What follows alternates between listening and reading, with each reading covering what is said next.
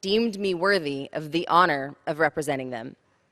I thought I could make a difference here in making our community, our great country, and the world a better place for generations to come. I, like so many of my colleagues, ran for office because I believed that our political system was broken, controlled by the powerful and the wealthy, ignoring and failing the regular people that it's supposed to serve. I came here to give a voice to the unheard in the halls of power. I wanted to show young people, queer people, working people, imperfect people that they belong here because this is the people's house. I fell short of that, and I'm sorry. To every young person who saw themselves and their dreams reflected in me, I'm sorry. To those who felt like I gave them hope in one of the darkest times in our nation's history, I'm sorry. To my family, my friends, my staff, my colleagues, my mentors, to everyone who has supported and believed in me, I'm sorry. To the thousands of people who spent hours knocking doors in the hot summer sun, who made countless phone calls, who sacrificed more than I could ever know to give everything they could in every possible way so that I could be here, I am so, so sorry. And to every little girl who looked up to me, I hope that one day you can forgive me. The mistakes I made and the people I've hurt that led to this moment will haunt me for the rest of my life, and I have to come to terms with that. Ever since those images first came out, I've barely left my bed. I've ignored all the calls and the texts. I went to the darkest places that a mind can go, and I've shed more tears than I thought were possible. I've hidden from the world because I'm terrified of facing the people that I let down. But I made it through because the people who loved me most dragged me back into the light and reminded me that I was stronger than that. To those of you who were by my side in my worst moments, you know who you are. I love you, I'm so grateful, and I will never forget.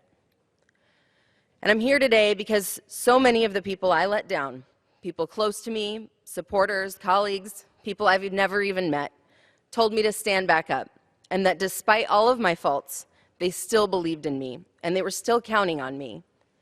And I realized that hiding away and disappearing would be the one unforgivable sin. I will never shirk my responsibility for this sudden ending to my time here, but I have to say more because this is bigger than me. I am leaving now because of a double standard. I'm leaving because I no longer want to be used as a bargaining chip. I'm leaving because I didn't want to be peddled by papers and blogs and websites used by shameless operatives for the dirtiest gutter politics that I've ever seen, and the right-wing media to drive clicks and expand their audience by distributing intimate photos of me taken without my knowledge, let alone my consent, for the sexual entertainment of millions. I'm leaving because of a misogynistic culture that gleefully consumed my naked pictures, capitalized on my sexuality, and enabled my abusive ex to continue that abuse, this time with the entire country watching.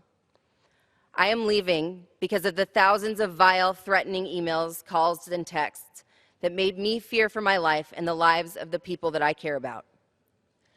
Today is the first time I've left my apartment since the photos, taken without my consent, were released, and I'm scared. I'm leaving because for the sake of my community, my staff, my family, and myself, I can't allow this to continue. Because I've been told that people were angry when I stood strong after the first article was posted, and that they had hundreds more photos and text messages that they would release bit by bit until they broke me down to nothing, while they used my faults and my past to distract from the things that matter most. I'm leaving because there is only one investigation that deserves the attention of this country, and that's the one that we voted on today. Today, I ask you all to stand with me and commit to creating a future where this no longer happens to women and girls.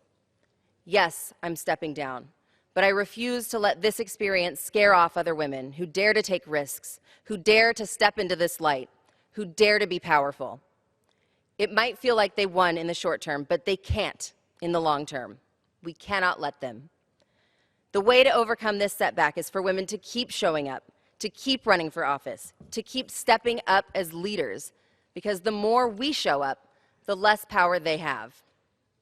I'm leaving but we have men who have been credibly accused of intentional acts of sexual violence and remain in boardrooms, on the Supreme Court, in this very body, and worst of all, in the Oval Office.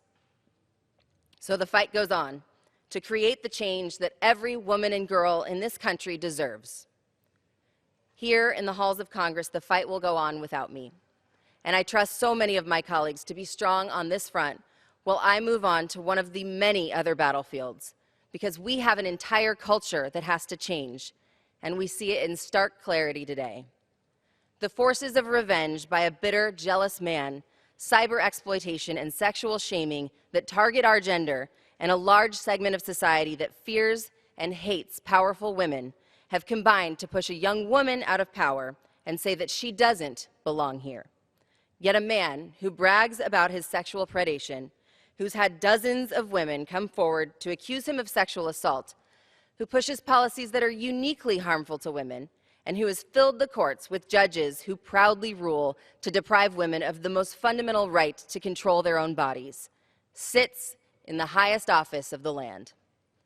And so today, as my last vote, I voted on impeachment proceedings, not just because of corruption, obstruction of justice, or gross misconduct, but because of the deepest abuse of power, including the abuse of power over women. Today, as my final act, I voted to move forward with the impeachment of Donald Trump on behalf of the women of the United States of America. We will not stand down. We will not be broken. We will not be silenced. We will rise, and we will make tomorrow better than today. Thank you, and I yield the balance of my time for now, but not forever.